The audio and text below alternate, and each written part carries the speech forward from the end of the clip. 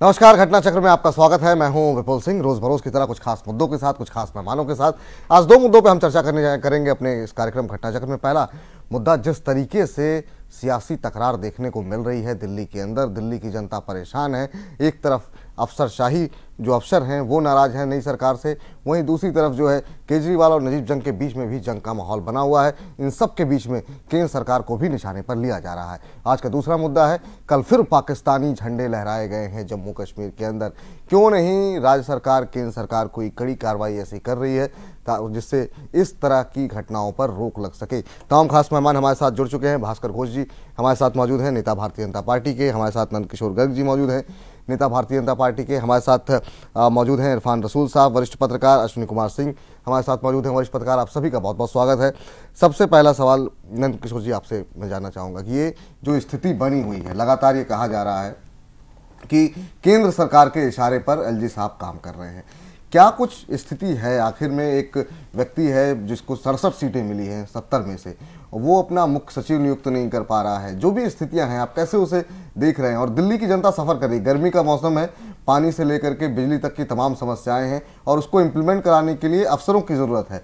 अफसर जिस तरीके से अब लॉबिंग कर रहे हैं, नाराजगी दिखा रहे हैं, तो बहुत सारे काम ऐसे हैं जो कि सफर कर रहे हैं। दिल्ली का ये दुर्भाग्य है कि 1952 में कांग्रेस का शासन दिल्ली में भी सी श्रेणी के स्टेट होते थे पहले, और चौधरी ब्रह्मप्रकाश यहाँ के मुख्यमंत्री थे और नेहरू जी से भिड़ गए थे दोनों एक ही पार्टी के होने के बाद, और उसके कारण से दिल्ली की विधानसभा ही समाप्त हो गई थी।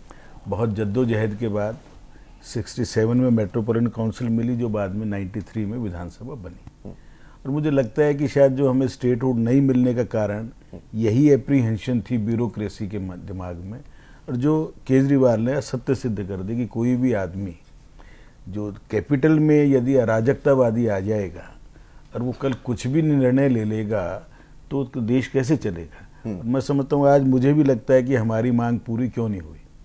प्रणब बाबू जब अटल जी के टाइम में कमेटी में रेफर किया गया था मेट्रो, उस समय तय हुआ था कि कुछ नई दिल्ली छोड़ के बनाएंगे, परंतु आज ये किसको नहीं मालूम था कि दिल्ली में स्टेटहुड नहीं है। केजरीवाल साहब को मालूम था, इसीलिए वो भी मांग करते थे केंद्र को पूर्ण राज्य का दर्जा मिले। ये सबको मालूम है कि दिल्ली का होम सेक्रेटरी, दिल्ली का चीफ सेक्रेटरी और कमिश्नर पुलिस, इसकी अपॉइंटमेंट हमेशा केंद्र सरकार करेगी। उपराज्यपाल को एडमिनिस्ट्रेटिव एग्जीक्यूटिव पावर केवल पूरे देश में उपराज्यपाल को यहाँ पर हैं या अंडमान इत्यादि जो केंद्र शासित प्रदेश है। अभी सबको मालूम है, संविधान के अंदर सब कुछ लिखा हुआ है। उसके बाद में ये इस प्रकार के नाटकबाजी करना, तमाशा करना, ये केजरीवाल अपने उन फेलियर्स को, जो उसको भी मालूम है, पहले ही कहने लग गया कि मैं 30% ही वायदे पूरे कर पाऊंगा, पहले महीने में उसकी ये स्टेटमेंट है। तो उसको उनको ढकने के लिए अभी से वो बहानेबाजी करके और केंद्र सरकार से भिड़कर मीडिया को ऐसे लोग चाहिए, क्योंकि उनको अपने 24 घंटे अपना जो चैनल चलाना है, तो कोई ना कोई नकारात्मक चीजें होती रहें तो वो अपना दिखाते रहें। तो एक उनको एक सीरियल मिल गया, जैसे सास बहू का सीरियल था, रोजाना देखते थे लोग, एक सीरियल मिल गया कि केजरीवाल का 5 साल तक इसी प्रकार एक सीरियल चलता रहेगा। कभी पुलिस से लड़ेगा, कभी मीडिया से लड़ेगा, कभी अपनों से लड़ेगा। वो 3 महीने में किससे नहीं लड़ा है। एक चीज मैंने देखी है कि जो सब, चाहे वो आम आदमी पार्टी हो, आप हो, कांग्रेस पार्टी हो, जब भी कुछ ऐसा होता है सबसे पहले मीडिया को ही निशाने पर लेते हैं। जो हो रहा है वो तो हमें दिखाना ही पड़ेगा। आज हम नितिन गडकरी जी को भी सुन रहे थे, वो कह रहे थे कि मीडिया जो है सरकार के खिलाफ तमाम चीजें दिखा रही है। मैं अभी दिन में अभी रवीश कुमार का शो देख रहा था, बहुत बड़े पत्रकार बनते हैं, दे देने चाहिए अधिकार। वो दे देने तो मीडिया फैसला करेंगे क्या? संविधान के निर्माताओं ने कोई निर्णय किया हुआ है, भारत की संसद ने दिल्ली का नेशनल कैपिटल एक्ट जब बनाया 92 का, उसके अंदर कुछ प्रोविजंस हैं, उनकी वायलेशन करने का अधिकार ना उपराज्यपाल को है, ना केंद्र सरकार को है, ना केजरीवाल को है। उसी शकुंतला गैमलिन को अब क्यों मानने को तैयार है? 10 दिन के लिए बनाने में कौन सी आफत आ रही थी? वो उसी की ऑफिसर है, एग्मू की जो ऑफिसर हैं वो वही लगेंगे, नया तो आगे लगा नहीं सकते। अब उसको कह देना ये तो एजेंट है, ये रिलायंस वालों से मिली हुई है, वही चीजें अगले दिन आ गई कि ये तो कंफर्ट लेवल। तो पहले लेकिन एक सवाल तो है यहाँ पर, सवाल ये भी है कि चाहे जब दिल्ली में चुनाव होने वाले थे, चाहे आपकी पार्टी हो, कांग्रेस हो, आम आदमी पार्टी हो, सभी कह रही है पूर्ण राज्य का दर्जा मिलना चाहिए। फिर इसमें हिचक कहाँ है? अब तो आपकी पूर्ण बहुमत की सरकार, यही हिचक है ना। अब तो सिद्ध हो गया ना कि नहीं देना चाहिए। आज ये सिद्ध कर दिया इसके मूर्ख ने कि आज हमारे जैसों को पूर्ण राज्य का दर्जा मांगने में किस मुंह से मांगेंगे? ये तो हम में से कोई नालायक हो सकता है। कल सरकारें तो बदलती रहेंगी। शीला दीक्षित ने अटल जी के टाइम में सरकार चलाई, हमने साहिब सिंह ने, खुराना जी ने नरसिम्हा राव के टाइम, गुजराल के टाइम, और तीसरे हमारे देवगौड़ा के टाइम, हमने 3-3 प्रधानमंत्रियों के साथ सरकार चलाई। छोटे मोटे डिफरेंसेस आते थे, रिजॉल्व करते। रिजॉल्व करना ही तो डेमोक्रेसी क्या है, विभिन्न विचारों के अंदर से सामंजस्य बनाना। यही काम हम चारों लोगों का है, मीडिया का भी, एग्जीक्यूटिव विंग का भी, डेलिब्रेटिव विंग का भी। तो पर सब अपना अपना काम करें ना, एक दूसरे के ऊपर प्रश्न लगाने लग गए हम। चलिए, मैं भास्कर जी आपके पास आऊंगा, लेकिन बीजेपी को काफी समय मिल गया। जरा जो हमारे साथ वरिष्ठ पत्रकार हैं, जरा उनसे भी इस बात को समझते हैं। अश्विनी जी, आपसे मैं समझना चाहूंगा, जो स्थिति बनी हुई है, सफर कर रही है दिल्ली की जनता और ईगो बना हुआ है, चाहे वो अरविंद केजरीवाल का हो, एलजी साहब का। आज कहा गया कि अब से पहले दिल्ली के अंदर जो है ट्रांसफर करने की एक इंडस्ट्री बनी हुई थी, एक उद्योग बना हुआ था, इतने पैसे लेकर के उद्योग चल रहा था, पैसे लेकर के ट्रांसफर हुआ करते थे। अब हमने रोक दिया है, इस वजह से अफसर जो है कुछ नाराज हो रहे हैं। बाद में उन्होंने जस्टिफाई किया कि नहीं, अच्छे अफसर काम कर रहे हैं, गलत अफसर ऐसा वो कर रहे हैं। ये जो स्थिति बनी हुई है, अफसर भी गलत है, केंद्र सरकार को ब्लेम, एलजी साहब को ब्लेम, क्या अभी भी विपक्ष की भूमिका जो उनकी रही है, या आंदोलन की भूमिका से क्या बाहर नहीं निकल पा रहे हैं अरविंद केजरीवाल इतना बड़ा मैंडेट मिलने के बाद? कैसे आप देख रहे हैं? देखिए, बिल्कुल अरविंद केजरीवाल और उनकी पार्टी जो है आम आदमी पार्टी, उसको विपक्ष की भूमिका जिसे आप कह रहे हैं, आंदोलन की भूमिका कह रहे हैं, बेसिकली मूलतः वो जो है वो अफवाह फैलाने की और एक तरह की ऐसी एक व्यवस्था है जहां आप बस बोल बोल कर माहौल बनाते रहिए, इस तरह की एक व्यवस्था है। इसलिए उनके नेता कहते हैं, पलटते हैं, ये कोई बड़ी बात नहीं है। लेकिन दूसरी बात है, नंदकिशोर गर्ग जी खुद जनप्रतिनिधि हैं, रहे हैं, कई चुनाव जीते हैं। इन्होंने कहा कि इन्होंने नियमों का हवाला दिया, इन्होंने कानूनों का हवाला दिया, इन्होंने दिल्ली को जब दिल्ली में विधानसभा का गठन हुआ, जो एक्ट बनाया गया उसका जिक्र किया। मैं इनसे जनप्रतिनिधि होने के नाते, एक पार्टी लाइन से अलग, मैं इनसे एक सवाल पूछता हूं कि प्रजातंत्र की जो मूल भावना है, इन्होंने कहा कि डेमोक्रेसी जो है वो इश्यूज को रिजॉल्व करके डायलॉग्स के जरिए की व्यवस्था है। मैं इनसे एक सवाल सीधा सीधा करना चाहता हूं कि क्या संविधान और प्रजातंत्र की ये मूल भावना नहीं कि जो जनता के चुने हुए प्रतिनिधि हैं वो शासन व्यवस्था को चलाएं और जो अधिकारी हैं वो उनको एग्जीक्यूट करें? जहां तक मुख्यमंत्री की बात है, वो चुने हुए प्रतिनिधि हैं, दिल्ली की जनता ने उन्हें अपना जनादेश दिया। मैं ये कहकर मैं कतई जो उन्होंने पिछले दिनों में किया उसको जस्टिफाई नहीं कर रहा हूं, लेकिन क्या ये संविधान और प्रजातंत्र की मूल भावना नहीं है कि जनता के चुने हुए प्रतिनिधि देश का शासन चलाएं? जैसा कि हम सब जानते हैं, गवर्नर की नियुक्ति की जाती है, उसी तरह से लेफ्टिनेंट गवर्नर की नियुक्ति की जाती है। क्या ये बेहतर नहीं होता कि एक जनप्रतिनिधि द्वारा जो नाम प्रेषित किया गया था, हालांकि जो मनीष सिसोदिया की लिखी हुई चिट्ठी है उसमें गैमलिन के नाम पर कोई आपत्ति नहीं जताई गई थी, लेकिन उन्होंने एक नाम प्रपोज किया था कार्यवाहक चीफ सेक्रेटरी के लिए। तो क्या ये बेहतर नहीं होता कि जन भावनाओं का आदर करते हुए जनता की चुनी हुई सरकार के जो प्रतिनिधि हैं उनको उनके द्वारा रिकमेंडेड नाम को, व्यक्ति को उस पद पर बैठाया जाता? कई सवाल है, मैं उसके जवाब लूंगा। एक छोटे से ब्रेक के लिए, कमर्शियल ब्रेक है, हम लेना पड़ रहा है। ब्रेक के बाद लौटेंगे तो कांग्रेस के भी रिप्रेजेंटेटिव हमारे साथ होंगे। हम फोन लाइन पे आम आदमी पार्टी के भी कुछ नेताओं को लेंगे, उनका ही पक्ष जानेंगे और साथ ही साथ इसका जवाब भी नंदकिशोर जी से भी लेंगे। एक छोटा सा ब्रेक ले रहे हैं, जल्द लौट रहे हैं।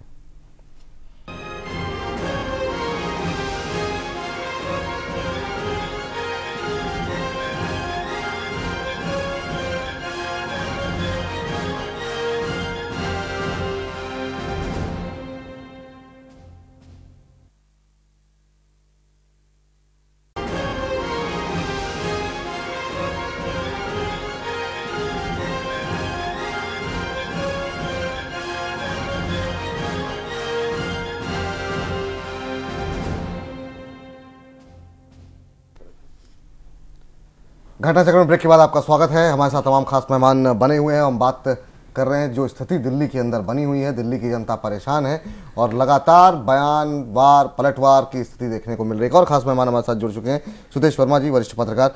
सुदेश जी, आपसे जानना चाहेंगे, क्या कुछ स्थितियां आप दिल्ली को कोई हल निकलता हुआ दिखाई दे रहा है? जिस तरीके से सिचुएशन बनी हुई है, स्थितियां बनी हुई हैं, अभी कोई हल निकलता हुआ दिखाई नहीं दे रहा है। अफसर अलग लॉबिंग कर रहे हैं, कहा इस तरह के भी संकेत मिल रहे हैं, हालांकि कोई आधिकारिक बयान नहीं है किसी अफसर का, कि वो जो अगर देखा जाए दो टीमें अगर बन गई हैं, एलजी वर्सेस केजरीवाल है, तो एलजी की तरफ जाते हुए दिखाई दे रहे हैं। नाराजगी इस बात से जिस तरीके से केजरीवाल फैसले ले रहे हैं। बहुत लोग, अनिंदो मजूमदार पहुंचते नहीं है जब अफसरों की बैठक होती है, बहुत सारे अफसर नाराज है, कल रात में कोई सीक्रेट मीटिंग हुई है, ये इस तरह की बातें सामने आ रही है, हालांकि कोई कंफर्मेशन नहीं है इसकी। ऐसे में कैसे कैसे काम चलेगा, बताइए। देखिए, किसी एक पक्ष को दोष देना मुझे नहीं लगता सही होगा। ये बात सही है कि केजरीवाल जी ने हट की कि उनके चॉइस का चीफ सेक्रेटरी बने, लेकिन ये भी एक फैक्ट है कि इतने देर तक क्राइसिस को प्रोलॉन्ग करने देना, इसमें से लेफ्टिनेंट गवर्नर और उसके बाद सेंट्रल गवर्नमेंट जिसके वो रिप्रेजेंटेटिव हैं, इनको इस कंट्रोवर्सी से अलग नहीं किया जा सकता। सबकी कॉन्स्टिट्यूशनल रिस्पॉन्सिबिलिटी है। मुख्यमंत्री भी एक कॉन्स्टिट्यूशनल पोस्ट है और लेफ्टिनेंट गवर्नर भी एक कॉन्स्टिट्यूशनल पोस्ट है, और सबके दायरे हैं। उस दायरे में अगर काम हो रहा है, क्योंकि देखिए लीगल एक्सपर्ट्स जो बाहर आके बयान दे रहे हैं, उससे लग रहा है कि शायद कहीं ना कहीं दायरा जो है उसको पार किया गया है। तो ऐसे किसने पार किया दायरा, केजरीवाल ने या लेफ्टिनेंट गवर्नर की तरफ से?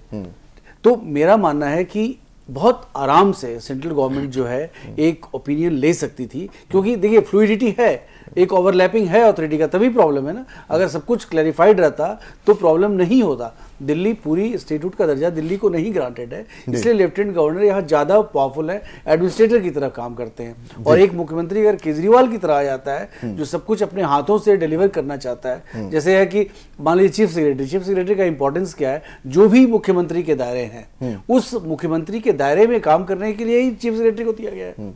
और साथ साथ लेफ्टिनेंट गवर्नर का जो रोल है जो सेंट्रल गवर्नमेंट की तरफ से निभाया जाता है, जैसे लैंड की बात होती है सेंट्रल गवर्नमेंट के पास है, law and order central government के पास है, पूरी जो यूनियन गवर्नमेंट के एस्टेब्लिशमेंट है वो सेंट्रल गवर्नमेंट के पास है। तो हमारा मानना है कि ऐसे में कॉन्स्टिट्यूशनल क्राइसिस को इतने देर तक प्रोलॉन्ग रखना, इसमें से कोई नहीं कह सकता कि हम नहीं रिस्पॉन्सिबल है और आप रिस्पॉन्सिबल हैं। दोनों कॉन्स्टिट्यूशनल अथॉरिटी हैं और दोनों को बैठकर डिसाइड करना चाहिए कि कैसे रिजॉल्व किया जाए। इलियास आजमी साहब हमारे साथ जुड़ गए, जरा फोन लाइन पे आम आदमी पार्टी के वरिष्ठ नेता हैं, उनसे जरा पूछते हैं।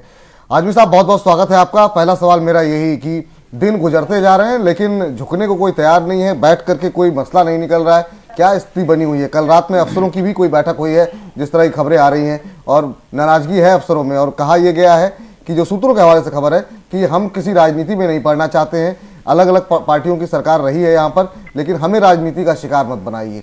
तो क्या जो तमाम अफसर हैं वो राजनीति का शिकार हो रहे हैं?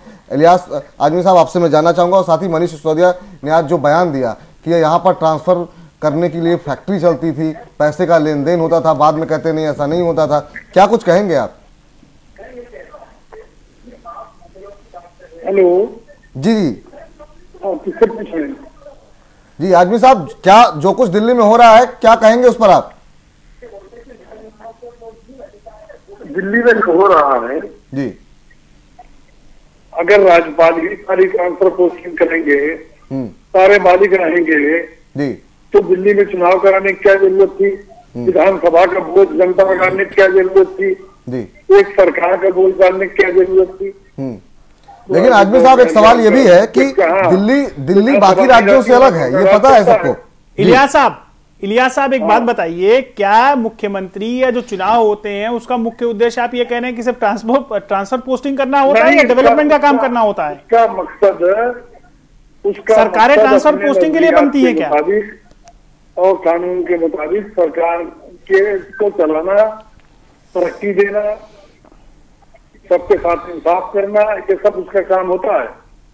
लेकिन मेरा सवाल ये है कि अगर नामनी 1.5 करोड़ आदमियों का चुना हुआ नुमाइंदा अपनी मर्जी का अधिकारी भी नहीं रख सकता, तो सारे काम छोड़ के इसी में लग जाएं फिर?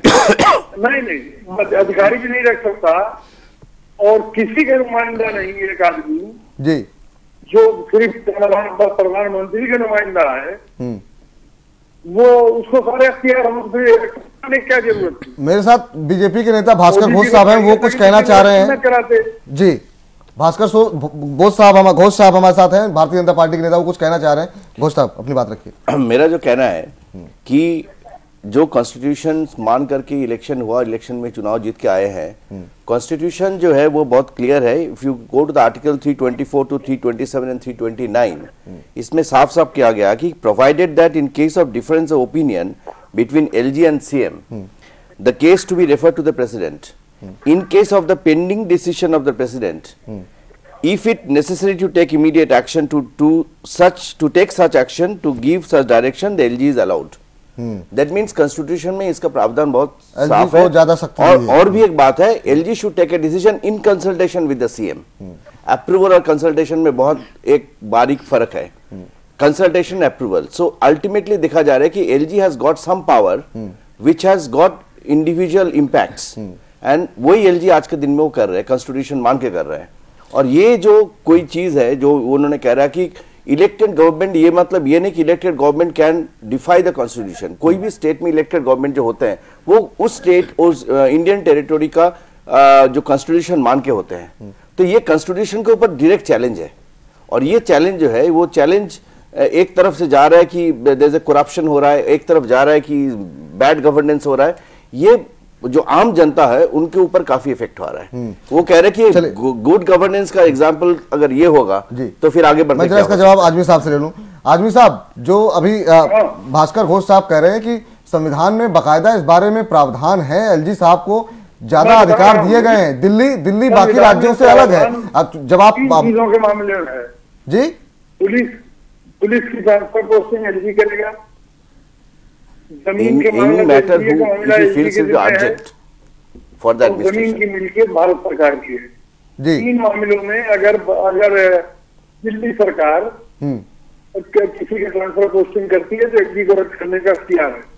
बाकी 3 मामलों के अलावा जी तो बिल्कुल फुल फ्लेज ये मुख्यमंत्री। नहीं आप क्या नाम है इनका, मिक्स और इलियास आजमी साहब। इलियास साहब एक चीज का जवाब दें, कोई भी आदमी एक छुट्टी जाता है तो चार्ज किसको दे के जाएगा? सीनियर मोस्ट आदमी उस दफ्तर में जो हो उसको चार्ज दिया जाता है। कि नॉर्मल प्रैक्टिस है, प्रिंसिपल साहब छुट्टी जा रहे हैं तो वाइस प्रिंसिपल देखेगा, वाइस प्रिंसिपल नहीं है तो सीनियर मोस्ट टीचर देगा। ये 3-4-5 दिन के काम में कोई लड़ने लड़ाने की शकुंतला गैमलिन का नाम मनीष सिसोदिया ने प्रपोज किया 2 नामों में, और उनमें से एक बना दिया। तो इसमें झगड़े का प्रश्न कहाँ पैदा हो गया, कहाँ कॉन्स्टिट्यूशन आ गया? यदि परिमल राय और शकुंतला में से एक को चीफ सेक्रेटरी एक्टिंग बनाना है फॉर ए वीक और ए 10 डेज, उसके अंदर झगड़ा करने के लिए, पूरे देश का ध्यान बांटने के लिए कहाँ आवश्यकता पड़ी? इतना मुझे समझा दें। थोड़ी देर भूल जाएं संविधान और सारी चीजें। आप जीते हैं, 67 सीटें जीते हैं, बहुत बड़ी मेजोरिटी है, उसके बाद इस प्रश्न का उत्तर दे दें जो सामान्य आदमी को भी मालूम है कि एक आदमी जब छुट्टी जा रहा है तो उसकी जगह काम नेक्स्ट आदमी देखा करता है। आजमी साहब देखिए, एक कारण है जी, जो इनका मामला है सिक्योरिटी वाला, जी आम आदमी पार्टी को जनादेश मिला है भ्रष्टाचार के खिलाफ जी, और अच्छे कामों के लिए जनादेश मिला है। तो इसमें तो कोई भ्रष्टाचार की अगर- बात नहीं आ अगर रही। देखिए, जो परिमल राय पे आरोप आपने लगाए हैं भ्रष्टाचार के, अगर वो भ्रष्टाचार की बात करते हैं तो एक ही नाम जाना चाहिए था, और वो एक ही जाता। तो भी एक्टिंग चीफ सेक्रेटरी हैं ये, वो 10 दिन छुट्टी पर गए हैं और आप लोगों से दुखी होके गए हैं। शायद 10 दिन को एक्सटेंड भी करेंगे। वो 10 दिन के लिए क्यों बना देते भ्रष्ट को? देना पड़ेगा ना, एक मिनट भी खाली नहीं रह खाली तो सकता। नहीं रख सकते ना आजमी साहब। आजमी साहब अगर 10 दिन के लिए जिसको ये कार्य हो रहा है तो गवर्नमेंट का क्या नुकसान हो रहा है? केजरीवाल जी जब बेंगलोर गए थे तो सिसोदिया को चार्ज दे के गए थे ना। हाँ? केजरीवाल जी स्वास्थ्य लाभ के लिए बेंगलोर में गए थे 10 दिन के लिए, तो चार्ज सिसोदिया को दे के गए थे ना। मैं कह रहा हूँ कि जो छुट्टी पर गया है उसने चार्ज नहीं दिया। नरेंद्र मोदी जी बाहर गए तो पीछे जो राजनाथ जी को व्यक्ति- चार्ज दिया आप अभी था। सवाल आदमी साहब बहुत संक्षेप में जरा समझाइए दर्शकों को, दर्शक भी समझना चाह रहे हैं। 10 जी आदमी साहब, मैं फिर से सवाल दोहरा देता हूं गर्ग साहब का। सवाल ये है कि अगर 10 दिन के लिए कोई व्यक्ति छुट्टी पे जा रहा है, उस पद को भरना है, मनीष सिसोदिया साहब ने 2 नाम रिकमेंड किए, उसमें एक नाम गैमलिन का था। अब उन्हीं के रिकमेंडेशन में से एक नाम अगर चुना जाता है या एलजी उसको प्रपोज करते हैं तो फिर विवाद कहां खड़ा होता है? मुख्यमंत्री है। अरे मुख्यमंत्री हैं, सब मानने पर ये पागलपन दिखाने के लिए थोड़ी बनाया लोगों ने। विधानसभा को जी जो जवाबदेह है वही अपनी जवाबदेही। नहीं, मेरा और एक सवाल है उनसे। आवाज स्पष्ट नहीं, उनसे एक सवाल है। आ नहीं रही, समझ नहीं पा रहे अच्छा आपकी बात। बताइए, उनसे और एक सवाल है। वो जी सिलेक्ट- एलजी जनता को जवाबदेह है। जनता की बात नहीं, सवाल आप समझे नहीं। मेरा सवाल सिर्फ इतना है आपसे, अगर इसमें विवाद कहां खड़ा हुआ, सवाल ये है विवाद की जड़ क्या है कि 10 दिन की छुट्टी पर किसी व्यक्ति को नियुक्त किया जाता है जिसके नाम के 2 नाम जो रिकमेंड किए जाते हैं, 2 नाम जो भेजे जाते हैं, उसमें नहीं, एलजी कहते हम जवाब देंगे जी भ्रष्टाचार होगा तो हम जवाब देंगे। विपुल देखिए इसमें अगर इसमें जनता के पैसे की लूट होगी तो हम जवाब देंगे। एलजी ऐलान करे। विपुल इसमें जो तकनीकी फर्क है वो ये है कि दूसरा नाम मनीष सिसोदिया की चिट्ठी में प्रपोज किया गया था, और जहां तक गैमलिन के नाम की बात है उस पर उन्होंने कहा था कि मुझे कोई आपत्ति नहीं है। आपत्ति नहीं। एक चुनी हुई सरकार एक नाम को प्रपोज करती है, स्थिति ये भी बन सकती थी कि उपराज्यपाल दिल्ली के उस नाम को स्वीकार कर लेते, तो इस तरह की स्थिति नहीं होती। इस तरह की स्थिति को जन्म क्यों दिया और गया? इस बात को आज वो भी स्वीकार कर चुके, मनीष भी और केजरीवाल भी, तो आज किस लिए झगड़ा कर रहे हैं? आज she is acting chief secretary admitted by Kejriwal और सिसोदिया आल्सो। चाहती है वो ताला लगा दिया मजूमदार के। सेकेंडली क्या है, उन लोग एक कैडर से आ रहे हैं, so they are coming through a process of cadre. So naturally वहां पे अगर 10 दिन 20 दिन के लिए वही कैडर से किसी को चुना जाए तो इससे कोई महाभारत अशुद्ध नहीं हो जाता है। सवाल वही है कि CM has to do much bigger thing than choosing his cadre. इस तरह की विवादास्पद स्थिति को जन्म देने का औचित्य क्या था? Exactly, as a true leader he could have avoided that. He is not a leader, he is agitator. Sudesh ji आपसे जानना चाहेंगे, अब ये जो स्थिति बनी है, हल इसका क्या हो सकता है, कैसे हल निकलेगा? पहले मैं आपको एक बात बताऊं, जी। ये बीजेपी के जो प्रवक्ता हैं ये इसका जवाब दें कि नरेंद्र मोदी आते हैं, नृपेंद्र मिश्रा को अपना प्रिंसिपल सेक्रेटरी बनाते हैं, रिटायर्ड आदमी को बना देते हैं बुला के, आपको जो ब्यूरोक्रेट पसंद नहीं आता है उसको आप हटा देते हैं। तो एक कोई भी जनता जानना चाहिए क्या मुख्यमंत्री को अपने चॉइस का चीफ सेक्रेटरी लेने का हक है कि नहीं, क्योंकि उसे डिलीवर करना है। के शर्मा उनकी चॉइस का मुख्य सचिव लगाया हुआ है, उनकी चॉइस बात सही है, जो इलियास जी ने बोला बात सही है। वर्मा जी मैं आपके प्रश्न का दे रहा हूं ना, के शर्मा उनकी चॉइस का है, क्योंकि आप इंस्टेबिलिटी ला रहे हैं, वो 10 दिन काम नहीं होगा, ये एक हकीकत है। आप भले ही कॉन्स्टिट्यूशनली आप सही हैं, क्योंकि आप एडमिनिस्ट्रेटर हैं, आप जो डिसीजन ले रहे हैं आप सही हो सकते हैं, लेकिन राजनीति में आपको मोरालिटी भी इंपॉर्टेंट होता है, आपका भी स्टेक है। क्या इमोरल है? ये कोई तरीका नहीं है कि what is immoral in it? ये गलत है। नहीं, इसमें इमोरल क्या है? आप क्या उस मुख्यमंत्री को अपने लायक ब्यूरोक्रेट नहीं देंगे? ये बड़ा इंपॉर्टेंट इशू है। ये एक स्टॉप गैप चॉइस है। स्टॉप गैप क्यों? एंड सेकेंडली अब क्यों क्या है तो वो बताए ना, प्रधानमंत्री उन्होंने नाम क्यों भेजा उनका? प्रधानमंत्री का अवस्थान और इसका अवस्थान अलग है। प्रधानमंत्री डू नॉट टेक क्यों अलग फ्रॉम है? एलजी। तो 3 ही इंपॉर्टेंट पूरा अधिकारी होता है, डीएम, सीएम एंड पीएम, आपको ये नहीं पता है? देखिए व्यवस्था जो है अभी आपसे नया सीखना पड़ेगा। परंपरा की बात है बेसिकली, जो कन्वेंशन चले आ रहे हैं सीएम मांग रहे हैं, कन्वेंशन की बात है कि कन्वेंशन की बात है, मोरालिटी शब्द शायद उपयुक्त नहीं है, ये कन्वेंशन की बात है कि मॉरल और इमोरल का कहां से प्रश्न आ गया? पत्रकार महोदय को पॉलिटिक्स मोरालिटी पर ही चलती है, बिना मोरालिटी के मर्यादा पर चलती है, कन्वेंशन पे चलती है। पीएम को किसी को अप्रूवल नहीं लेना पड़ता है। पार्लियामेंट्री कन्वेंशन से शायद जो नृपेंद्र मिश्रा का क्या, इससे पहले भी मनमोहन सिंह के भी थे, अटल जी के भी थे। आप चॉइस है ना उनका। ये एक सीएम जो, क्योंकि आप डिलीवरी करना चाहते हैं, एक मोदी की गलती नहीं है, क्योंकि उनको वो भी यूनियन टेरिटरी के CM can not be equated with the full लेकिन नाजिब जंग तो पहले से ही चुने हुए हैं। नाजिब जंग को हमने नहीं चुने। भारत सरकार का कैबिनेट सेक्रेटरी से लेकर नीचे तक वो change everywhere we are not changing. कहां से आ गई? He is not elected, he is appointed. Yeah, he is appointed, but he is appointed with due process. Selected. Ajit सेठ कैबिनेट सेक्रेटरी से लेकर नीचे तक बात भी है, इसको बहस उन्हीं लोगों से काम लेना है। राज्यपाल ने चेंज नहीं किया। अब आगे बढ़ते हैं, समाप्ति की ओर इस बहस को ले चलते हैं। आपसे जानना चाहेंगे साहब, हल क्या हो सकता है? हल कैसे? नहीं, हल तो जब मनीष सिसोदिया ने एग्री कर लिया कि शकुंतला गैमलिन कार्यवाहक मुख्य सचिव हैं, ये 3 दिन पहले, उसके बाद तमाशा क्यों? जब वो भी मान चुके हैं, वो काम कर रही है, वो उसके साथ मिलके काम कर रहे हैं, फिर अनिंदो मजूमदार के कमरे पे ताला लगाने का आज तक देश में विदेश में कहीं हुआ है क्या? वो सचिव थे सर्विसेज के, अब आप पसंद करें ना पसंद करें, आप ताला लगाने का अधिकार किसको लोकतंत्र में?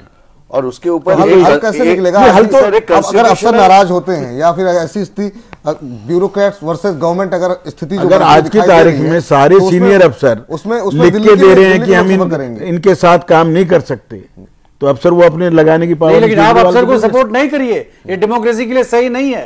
आपको रिजॉल्व करना पड़ेगा। डेमोक्रेसी आपसे इसका भी हल कॉन्स्टिट्यूशन में है, प्रेसिडेंट के पास। उन दोनों ने गए, we are waiting for the president decision, because as per the constitution president has to decide what to do what not to do. So we have already, आपके पास इजी है, अटॉर्नी जनरल का ओपिनियन मांग सकते हैं आप, आप कोर्ट में जा सकते हैं तुरंत ओपिनियन उन के सब लिए। चीजों में लेकिन समय लगेगा ना। जिस तरह उन्होंने ये ठीक है, आरोप आप लगा रहे हैं चले, ये करप्शन चल रहा है, इंडस्ट्री चल रही है, वो आरोप ठीक नहीं है। जरा अगले मुद्दे पे हमको जाना है, तो आपसे जानना चाहेंगे हल क्या क्या निकल सकता है, कैसे निकल सकता है? देखिए, संक्षेप में मुझे उसका लगता है सुनिए। कि एक डायरेक्शन जाना चाहिए होम मिनिस्ट्री की तरफ से लेफ्टिनेंट गवर्नर को कि बुला के बात करिए। इशू तो रिजॉल्व हुआ है क्योंकि 10 दिन के अंतराल खत्म हो गए जी। और मुख्यमंत्री अगर किसी पर्सन को बोलते हैं कि वो उन्हीं पर ट्रस्ट है तो मुख्यमंत्री के इस बात को मानना चाहिए, क्योंकि जो भी दायरे हैं, मैं दायरे की बात कर रहा हूं, जो भी दिल्ली के दायरे हैं लिमिटेड स्टेटहुड में, उसमें डिलीवर करने के लिए इसको केजरीवाल जी को मैंडेट मिला है। तो उस मैंडेट का आदर करते हुए इस इशू को जल्दी रिजॉल्व करना चाहिए,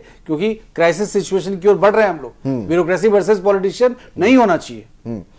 अश्विनी जी, क्या हल क्या हो सकता है? देखिए विपुल, हल तो कई हो सकते हैं, कानूनी संवैधानिक हल हैं। राष्ट्रपति के पास गए, वो संभवतः इस पर अपना सुप्रीम कोर्ट से रेफरल लेके कानूनी हल बता सकते हैं और बताएंगे भी शायद। लेकिन मेरा बिंदु दूसरा है कि जो हंगामे की सियासत है इस पर रोक लगनी चाहिए। और वाकई चाहे केंद्र में बीजेपी की सरकार है और दिल्ली में आम आदमी पार्टी की सरकार है, उन्हें जनता के हित के लिए काम करना चाहिए। ऐसी स्थिति नहीं पैदा होने देनी चाहिए दिखाने भर के लिए कि वो हमें काम नहीं करने दे रहे, और दूसरे को ये नहीं सोचना चाहिए कि देखिए साहब, ये अपने लिए दलील नहीं तैयार करनी चाहिए कि देखिए काम नहीं कर रहे हैं, आपने इनको इतना अधिकार, इतना जनमत दिया है। दिल्ली की जो मौजूदा स्थिति है वो ऐसी जान पड़ती है कि अरविंद केजरीवाल ये दिखाना चाहते थे कि साहब देखिए केंद्र हमको काम नहीं करने दे रहा, और केंद्र की भाजपा सरकार या भाजपा ये दिखाना चाहती थी कि देखिए साहब इनको इतना बड़ा जनाधार मिला है, उसके बावजूद ये काम नहीं कर रहे हैं। दोनों का अपने अपने वेस्टेड इंटरेस्ट हो सकते हैं, पॉलिटिकल इंटरेस्ट हो सकते हैं, लेकिन ये ऐसी स्थिति विकास और जनता के लिए नुकसानदेह है जिसने दोनों जगहों पर प्रचंड बहुमत से सरकारें बनाई हैं, और अरविंद केजरीवाल को दिल्ली का मुख्यमंत्री और मोदी जी को भारत का प्रधानमंत्री बनाया है। तो ऐसी स्थिति को पैदा नहीं होने देना चाहिए, और ये कोई संवैधानिक संकट की स्थिति नहीं है, बहुत क्लैरिटी है ऐसे इश्यूज पर।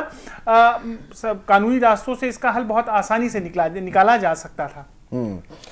घोष साहब, आपसे भी इस पर टिप्पणी चाहेंगे। अब क्या सोल्यूशन हो सकता है, या जो स्थिति बनी हुई है कि ब्यूरोक्रेसी वर्सेस गवर्नमेंट का जो स्थिति है, मतलब कैसे इसको रिजॉल्व कैसे किया जाए? अलग अलग व्यू सबके आ रहे हैं अब, और अगर अगर अगर अगर ये इसका हल नहीं निकलता है या थोड़ा ये प्रोसेस और लंबा चलता है, आपको लगता है कि जो दिल्ली की जनता है वो काफ़ी सफ़र करेगी? क्योंकि इतनी गर्मी में बहुत सारे इश्यूज हैं जिनको तुरंत रिजॉल्व करना चाहिए, और ऐसे में बिजली कट रही है, पानी को लेकर के समस्या है, तमाम चीज़ें कई जगहों पर तमाम तरह की खबरें आ रही हैं, तमाम तरह से लोग परेशान हैं। कैसे इसको रिजॉल्व किया जाए, क्योंकि ये जल्द से जल्द होना चाहिए? मेरा मानना है कि ये रिजॉल्व का दो उपाय है। एक तो रेफरिंग टू कॉन्स्टिट्यूशंस, दोनों कॉन्स्टिट्यूशन माने और अपने अपने दायरे में रहे और इसको रिजॉल्व करे। लेकिन मेरा कहना है कि पॉलिटिकल लीडर्स को ज़्यादा रिस्पॉन्सिबिलिटी लेना चाहिए, क्योंकि वो एक बहुत बड़ा जनादेश के बेसिस में आए हैं। तो यहाँ पे जो ईगो, पर्सनल ईगो या पॉलिटिकल ईगो, इसको हटाना चाहिए। क्योंकि गर्ग साहब अभी बताया कि पहले बीजेपी भी काफ़ी समय तक इसका पावर में थे, जब सेंटर में दूसरा कोई इसमें थे, तो उसमें भी अंडरस्टैंडिंग होता है। लेकिन अभी हम जो देख रहे हैं ये पॉलिटिकल ईगो हो चुका है, और ईगो से अगर इन लोग अगर बाहर नहीं आएंगे तो दिल्ली के जनता के मेरा ख्याल से बहुत ज़्यादा भुगतेंगे उन लोग। और इसके लिए अगर कोई स्टेलमेट सिचुएशन आ जाता है, एडमिनिस्ट्रेटिव स्टेलमेट सिचुएशन आ जाता है, तो उसको जिम्मेदारी जो लेना है वो पॉलिटिकल लीडर को ज़्यादा लेना है, क्योंकि they are directly answerable to the common people of Delhi. और ये पॉलिटिकल जो ईगो, उसको शेड ऑफ करना चाहिए और प्रैक्टिकलिटी, गुड गवर्नेंस की तरफ बढ़ना चाहिए। और गुड गवर्नेंस की तरफ अगर दो कदम पीछे भी होना पड़े तो मेरा ख्याल से वो देश के लिए, स्टेट के लिए और राज्य के लिए हित है। गर्ग साहब, एक कमेंट मैं आपसे और जानना चाहूंगा। जिस तरीके से आम आदमी पार्टी की तरफ से लगातार ये ब्लेम किया जा रहा है कि केंद्र सरकार के इशारे पे एलजी काम करें, केंद्र सरकार तख्ता पलट करना चाहती है सरकार का, तो क्या इसके पीछे कोई पॉलिटिकल आपको क्या कोई मंशा है? क्या केंद्र सरकार जानबूझ करके दिक्कतें पैदा कर रही है केजरीवाल के लिए, क्योंकि आगे कहीं तमाम जगहों पर चुनाव भी होने हैं, तो ताकि इमेज ऐसी बने, या वजह? बिल्कुल। इससे पहले मैं बोलना चाहूंगा, जो तख्ता पलट शब्द का उन्होंने इस्तेमाल किया है वो गलत शब्द है। बिल्कुल वो गलत शब्द है। के लिए तख्ता पलट शब्द का इस्तेमाल किया जाता है, और भारत में प्रजातंत्रात्मक सरकारें हैं, न ऐसा कोई इतिहास रहा है, न भविष्य में ऐसा कोई होगा। वो शब्द ही गलत इस्तेमाल किया है दिल्ली के उप मुख्यमंत्री ने। एक ऐसे व्यक्ति के बारे में टिप्पणी आप करा रहे हैं जिसने पूरे जीवन भर उल्टा सीधा बोल बोल के यहाँ तक पहुंचे, और आप जैसे लोग जो उन लोगों को ना संविधान पढ़ते हैं, ना मर्यादाओं को पता है, ना आपको दिल्ली के स्ट्रक्चर का मालूम। कमेंट्स करने के लिए हम सब दिल्ली के लोग तैयार हो जाते। उस आदमी को अगर सारे अफसर भ्रष्ट हैं, सारे पॉलिटिशियन भ्रष्ट हैं, केवल वो ईमानदार है, केवल उसके साथी ईमानदार हैं जिनके पास सारी डिग्रियां फर्जी लेके चले हुए हैं, 18,000 बोतल शराब जिनकी पकड़ी जाती है, उस पर नहीं बोलेंगे। उसके 2 लोगों के ऊपर कोर्ट के अंदर एफिडेविट दे के कहा है, उसके ऊपर टिप्पणी भी नहीं करेंगे। परंतु इन चीज़ों में उलझ रहे हैं। यदि शकुंतला भी बेईमानों नए अफसर कहाँ से लेके आएंगे? यूटी कैडर का ही अफसर लगेगा, सीनियरिटी पे लगेगा, उसकी पसंद के शर्मा लगे हुए हैं। उनके शकुंतला को उन्होंने कह दिया कंपनी से मिली हुई है। वो कंपनियां आधी दिल्ली सरकार की हैं, 49% शेयर आज भी दिल्ली सरकार का है। और उसके अंदर बकायदा डायरेक्टर दिल्ली सरकार के 4 IAS हमेशा रहेंगे तीनों कंपनियों में। इसलिए इन चीज़ों का आम लोगों को मालूम नहीं है और ये अपना ढोल पीटते रहेंगे, शोर मचाते रहेंगे, काम करेंगे नहीं। और 500 स्कूल खुलने थे। आपका किसी पत्रकार ने पूछा कि 500 में से इस साल पहले 50 खुल रहे हैं, 100 खुल रहे हैं, 25 कॉलेज खुलने थे। कहना 1-1 करोड़ में खुल जाएंगे स्कूल। लैंड में कहाँ से लेके आऊँगा? लैंड एक्वायर भी नहीं होगी, स्कूल भी 500 खुल जाएंगे, सबको मकान भी दे देंगे, सबको वाईफाई भी फ्री दे देंगे, सब कुछ दे देंगे। कहाँ से दे देंगे? ये बच्चन पूछते ही कोई ना कोई दूसरा। चलिए एक छोटे से ब्रेक के लिए हम यहाँ पर रुक रहे हैं, लेकिन निश्चित रूप से दिल्ली के लिए बड़ी विकट स्थिति है। अगर इस समस्या का समाधान नहीं निकलता है जल्द, तो जितनी उत्साह के साथ दिल्ली के लोगों ने वोटिंग की थी, एक बड़ा मैंडेट दिया था एक पार्टी को, निश्चित रूप से उन्हें बड़ी निराशा होगी। फिलहाल एक छोटा सा ब्रेक के बाद बात करेंगे जम्मू कश्मीर में फिर लहराया गया पाकिस्तानी झंडा। इस पर बातचीत एक छोटे से ब्रेक के बाद।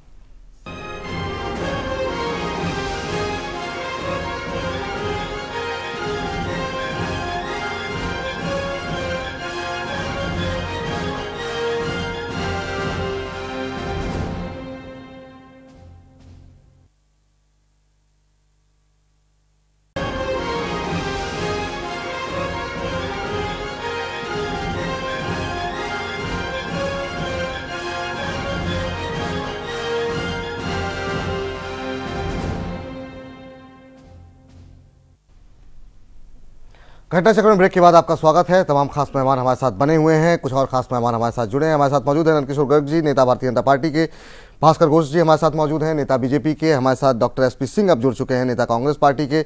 सुदेश वर्मा जी हमारे साथ मौजूद हैं, वरिष्ठ पत्रकार। अश्विनी कुमार सिंह हमारे साथ मौजूद हैं, वरिष्ठ पत्रकार। और अब बात करते हैं जम्मू कश्मीर की। जम्मू कश्मीर में अलगाववादी संगठनों ने एक बार फिर पाकिस्तान का झंडा कश्मीर घाटी में फहराया है। सवाल 2 हैं यहाँ पर। उम्मीद ये की जा रही थी, हालांकि ये पहली घटना नहीं, इससे पहले भी पाकिस्तान के समर्थन नारे भी लगाए गए हैं कुछ लोगों की तरफ से, इससे पहले भी झंडे फहराए गए हैं। लेकिन सवाल यह कि लोगों को ये उम्मीद थी कि जिस तरीके की विचारधारा भारतीय जनता पार्टी की रही है, उसके आने के बाद इस तरह की चीज़ें देखने को नहीं मिलेंगी, और अगर होती हैं तो उस पर सख्त कार्रवाई भी की जाएगी। लेकिन ऐसा होता हुआ दिखाई दे नहीं रहा है। तमाम लोगों से हम बातचीत करेंगे। सबसे पहले नंदकिशोर जी, आपके साथ ही शुरुआत करते हैं। जब बीजेपी और PDP का गठबंधन हुआ, या बीजेपी जब सरकार में आई, तो उम्मीद थी कि तमाम चीज़ों को लेकर बहुत बोल्ड डिसीजन होंगे, बहुत सख्त फैसले लिए जाएंगे। ऐसा कुछ होता, चाहे वो मसरत आलम का मसला हो, कहा गया कि पता ही नहीं है, वहाँ पे ऐसे फैसले हो गए। अभी गिलानी को लेकर के PDP बीजेपी के बीच में डिफरेंसेस चल रहे हैं। इस बीच ये भी खबर आती है, क्या हो क्या रहा है जम्मू कश्मीर? जम्मू कश्मीर की 1947 से जो हालत है, 15 अगस्त को सारा देश आज़ाद हुआ था, पर कितने लोगों को मालूम है कि ये फैसला अक्टूबर तक जाके फैसला नहीं हो पाया था, और अंत में सरदार पटेल ने संघ के उस समय के चीफ को भेजा था, जो एसेशन पे साइन करा के लाए थे, महाराजा हरि सिंह से। आज तक वैली के लोगों को ये हजम नहीं हो पाया। वो स्वतंत्र कश्मीर का ख्वाब देखने वाला अब्दुल्ला परिवार हो, जिसको खुद नेहरू जी को जेल में डालना पड़ा, 3-3 बार समझौते हुए, कभी इंदिरा समझौता, राजीव समझौता, ये प्रॉब्लम है। और 1990 के बाद एक एक्यूट प्रॉब्लम है। परंतु इसी कश्मीर के 80% हिस्से में कोई प्रॉब्लम नहीं है। लद्दाख बहुत बड़ा क्षेत्र है, जम्मू बहुत बड़ा क्षेत्र है, और वैली का भी केवल श्रीनगर के आसपास का 10-15 किलोमीटर के एरिया में सो कार्ड सरकारी खर्चे पे पलने वाले 5 स्टार संस्कृति में रहने वाले 5-7 नाम हैं, जिनके कारण जो मीडिया के अंदर जिनके संबंध अच्छे हैं, पाकिस्तान से संबंध अच्छे हैं, अमेरिका से संबंध अच्छे हैं। आज मैंडेट बड़ा अजीब है, 6 लोकसभा में 3 हमारे पास हैं, 3 PDP के पास। वैली के अंदर हम एक भी सीट नहीं जीत पाए। जम्मू में लगभग हमारा 80% स्ट्राइक रेट है। ऐसी स्थिति में सरकार चाहिए, सरकार है क्या? केरल के अंदर मदनी को लेकर पूरी केरल विधानसभा ने सर्वसम्मत प्रस्ताव किया इसको रिहा कर दिया जाए। इस भारत के संविधान में केरल तो अलग से कोई दो विधान भी नहीं है, दो कोई ऐसी दिक्कत भी नहीं है। क्या हुआ उसके बाद? लोकतंत्र के अंदर डिफरेंसेस रहेंगे, ओपिनियन के अंदर भी, एक्शंस के अंदर भी, और हमारे यहाँ तो मानव अधिकार और सारे अधिकार वाले तुरंत एक्टिवेट हो जाते हैं कोई छोटी सी भी घटना हो। आप क्या करेंगे? झंडा फहराने वाले ने मेरठ में भी फहराया था। कहीं भी कोई बेवकूफ झंडा लेके खड़ा हो सकता है, गोली तो मार नहीं सकते आप। ड्यू प्रोसेस है गिरफ्तार। मसरत का रिहा होने का जिक्र आपने भी कर दिया, दोबारा गिरफ्तार हो चुका है, ये बताने की आपको भी अब शायद आवश्यकता नहीं है, क्योंकि ना जनता को इन चीजों से कोई लेना देना नहीं, केवल ये मीडिया पे ड्राइंग रूम में बैठने वाले लोगों के लिए कुछ बहस के इशू हैं। इशू श्रीनगर का। मेरा सवाल बहुत सीधा सा था कि जब आपकी सरकार आई तो उम्मीद थी कि ये चीजें पहले से भी होती आ रही थी, लेकिन अब उम्मीद थी कि आपके आने के बाद चीजें बदलेंगी। ऐसा बदली है ना, आज की एक गोली चलती है तो उसके ऊपर 4 गोली जा रही है पाकिस्तान। ये बदल सकते हैं। अंदर में लोकतंत्र के अंदर आप गोलियां नहीं चला सकते।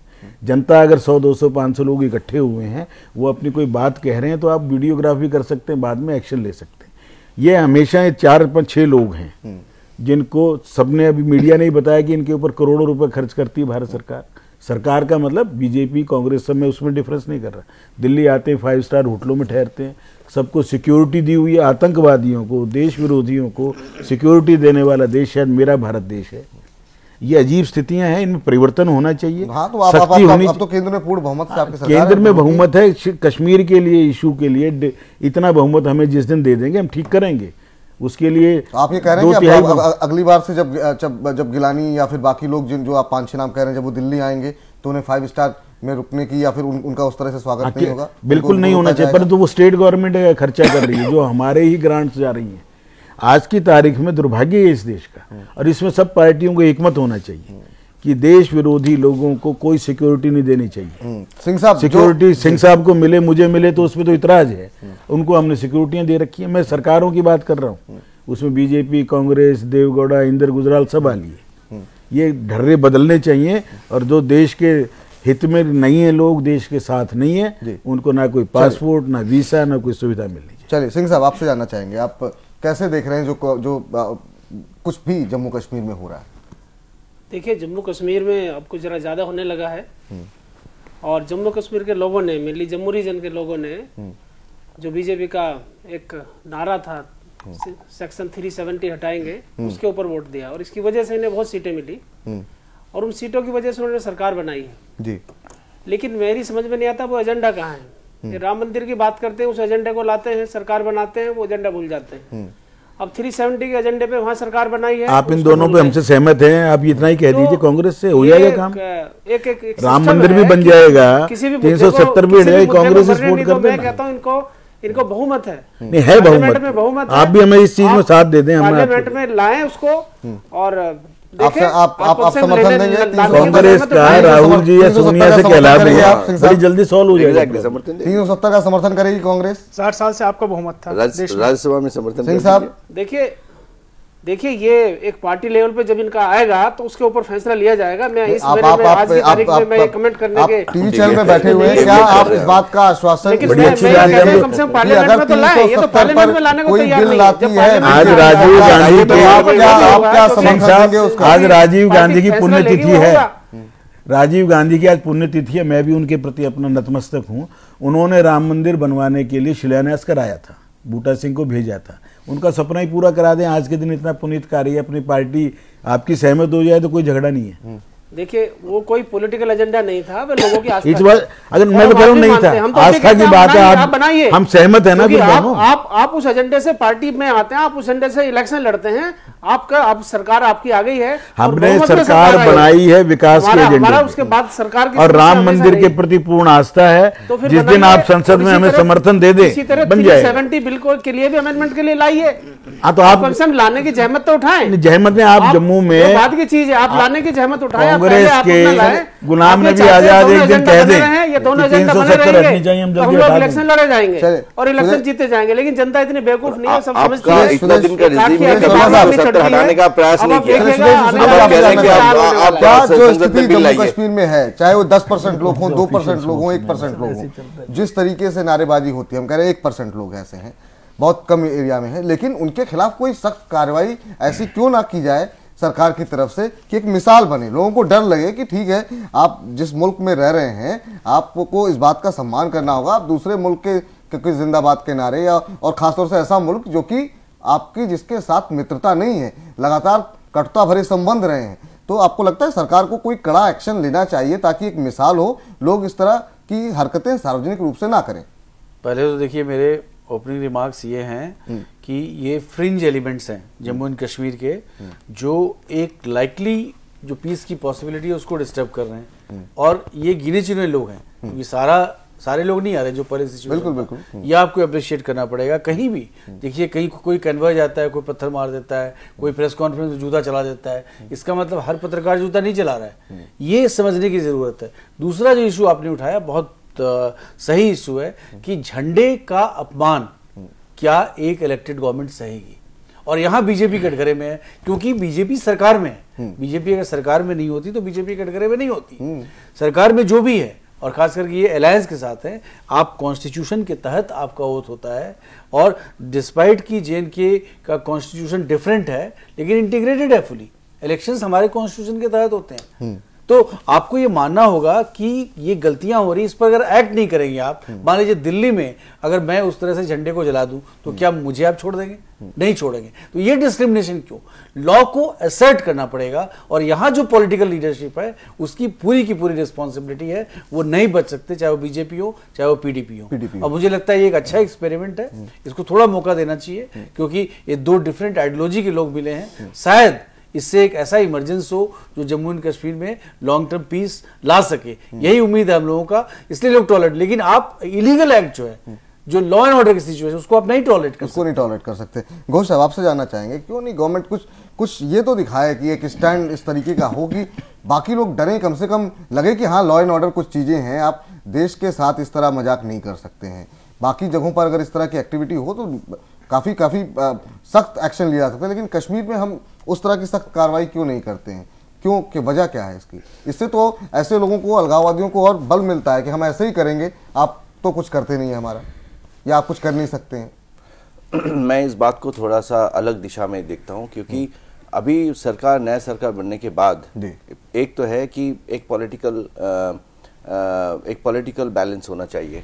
दो अभी जो वरिष्ठ पत्रकार ने बताया कि दो अलग विचारधारक है, तो इसमें एक तालमेल बनना चाहिए। एक दो है, लेकिन ये शायद ठीक नहीं है कि बीजेपी ने और सेंट्रल गवर्नमेंट ने कुछ कदम नहीं उठाया। रिसेंटली पाकिस्तान के साथ जो बातचीत चल रहा है और जो टफ कदम हम लोग ने उठाया, और झंडा की बात करिए ना, पाकिस्तान चले गए आप तो। नहीं, पाकिस्तान कश्मीर से जुड़े हुए मुद्दा, even we are very tough, बहुत ही टफ थे रिगार्डिंग द पाकिस्तान। और जम्मू कश्मीर का जो बात है, ऐसा नहीं कि सरकार इसको समर्थन कर रही है, सरकार अपने तरह एडमिनिस्ट्रेटिवली टफ डिसीजन ले रहे हैं। शायद ये विजिबल नहीं हो रहा है, ये अलग बात है, लेकिन एडमिनिस्ट्रेटिवली सरकार काफी टफ डिसीजन ले रहा है, और इसका आने वाला दिल में इसको आप देखेंगे। वो दिख क्यों नहीं रहा है? मतलब ये चीजें दिखती क्यों नहीं है? मतलब लोग तो जो लोग देख रहे हैं जम्मू कश्मीर को, और जो लोग बीजेपी का स्टैंड जानते हैं, वो तो उनको बहुत निराशा हो रही है। तरीके से बाहर पाकिस्तान के साथ ठीक है, आपकी बात बिल्कुल सही है, लेकिन अंदर भी तो हमको देखना होगा। पहले हम लोग एक्सटर्नल जो फोर्सेस, एंटी फोर्सेस है, जहां से ये प्रॉब्लम शुरू होता है, वहां पे हम लोग अपना जो टफ स्टैंड वो दिखा रहे हैं, ले रहे हैं, और इंटरनेशनल जो फ्रेटर्निटी है उसको मैसेज बहुत साफ है कि हम लोग अभी इसको टॉलरेट करने वाले नहीं है।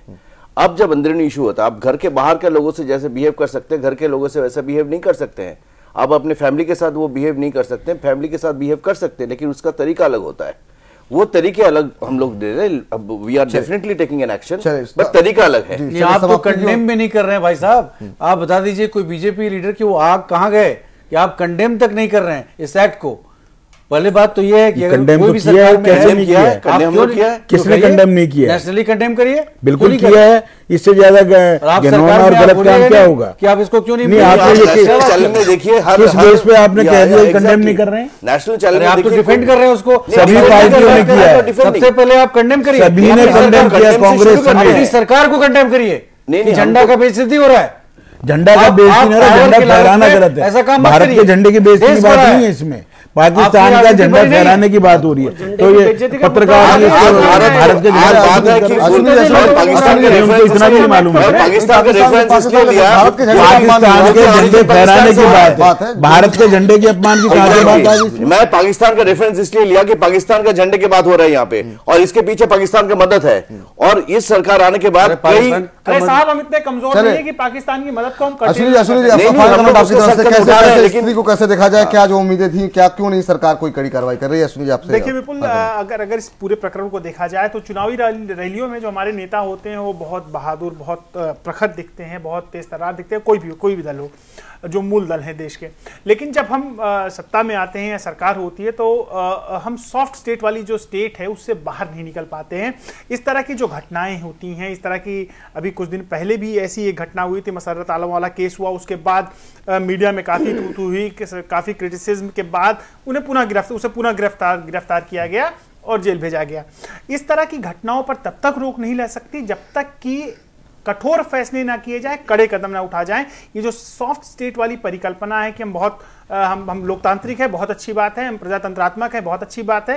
और गर्ग साहब कह रहे हैं कि तमाम मानवाधिकार से लेकर तमाम लोग पहुंच जाते हैं अगर सख्त कदम उठाते हैं तो। अगर कोई मेरे घर में आकर पत्थर मारेगा, मेरे घर के लोगों को, मेरे घर के बड़े बुजुर्गों को गाली ये कोई देगा, अटैक नहीं है। मेरे प्रतीकों को नुकसान पहुंचाएगा, तो मैं मैं उसको देख नहीं सकता, या उसे सिर्फ समझाने से काम नहीं हो सकता। जबकि हम पिछले लगभग 7 दशकों से सिर्फ समझाने का काम कर रहे हैं। हम बड़ी सरलता से कहते हैं साहब बंद कीजिए, बंद कीजिए, बंद कीजिए।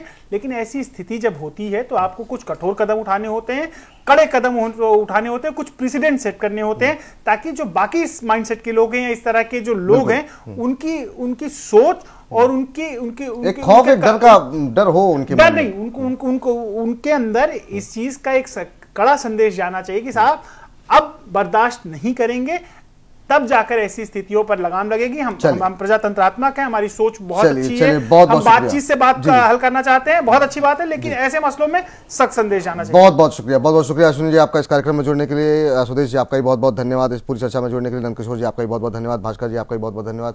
एसपी सिंह साहब आपका भी बहुत बहुत धन्यवाद इस कार्यक्रम में जुड़ने के लिए। फिलहाल निश्चित रूप से उम्मीदें यही हैं कि कम से कम देश के अंदर ही जो तमाम अलगाववादी लोग हैं, जो भी लोग हैं, कितने कम संख्या में हो, लेकिन उनको एक संदेश ऐसा दिया जाए जो कि एक इस तरह की मिसाल बन सके कि आगे जो लोग हैं वो इस तरफ आगे ना बढ़ें, और कोई सख्त कार्रवाई जो है निश्चित रूप से होनी चाहिए। देश की अस्मिता के साथ कोई भी समझौता नहीं किया जाना चाहिए। फिलहाल घटनाचक्र को यहीं समेटते हैं। तमाम बड़ी खबरों के लिए आप देखते रहिए जन टीवी। नमस्कार।